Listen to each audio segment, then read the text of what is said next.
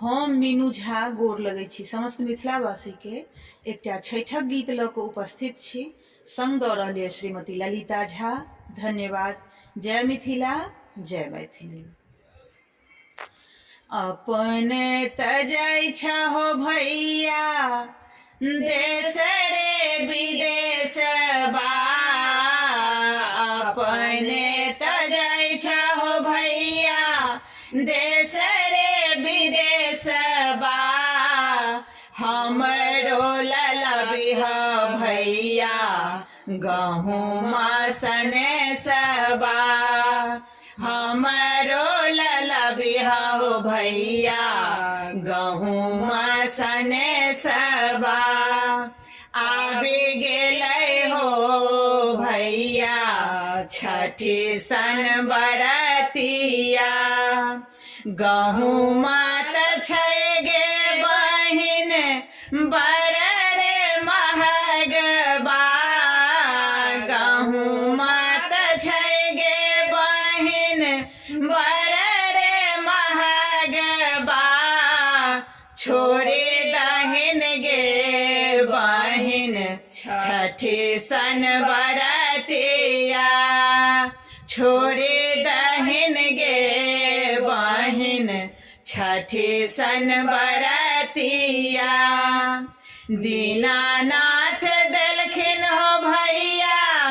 भाई रे भतीजबा, दीनानाथ देलखिन भैया भाई रे भतीजबा, हम कोना छोड़बै हो भैया छठी सन बरतिया, ससुरा में देलखिन हो भैया सासु ससुरबा, आओ रोज देलखिन भैया सीख भर सिंदूरबा, आओ रोज देलखिन भैया सीख भर सिंदूरबा, हंसैत कनैत रहे कोखी के बलकबा, हंसैत कनैत रहे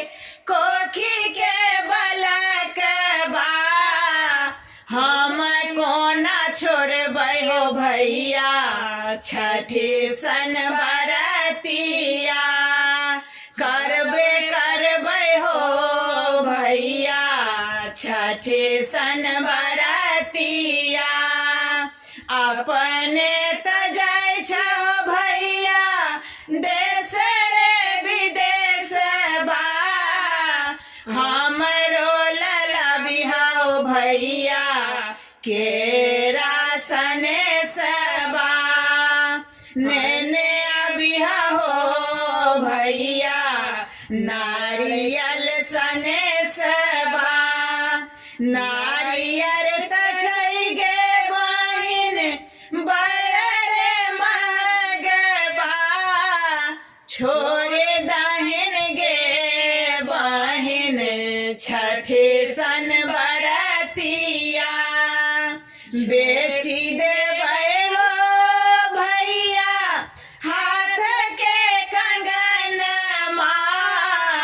कीनी लेबै हो भैया नारियल केरबा, कइये लेबै हो भैया छठी सन बरतिया।